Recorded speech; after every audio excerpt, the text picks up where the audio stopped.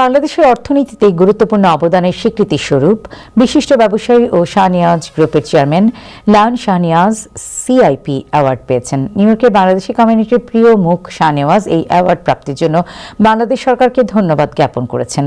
প্রবাসী কল্যাণ ও বৈদেশিক কর্মসংস্থান মন্ত্রণালয়ের আয়োজনে এই অ্যাওয়ার্ড তুলে দেন প্রধান উপদেষ্টা ডক্টর মোহাম্মদ ইউনূস।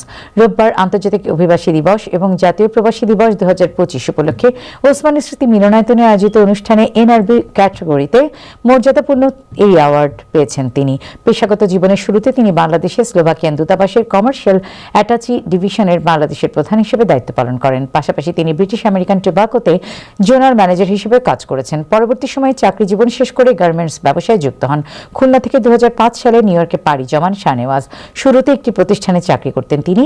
এক পর্যায়ে নিউ ইয়র্কের ক্যানেল স্ট্রিটে নিজেই একটি ব্যবসা প্রতিষ্ঠান শুরু করেন।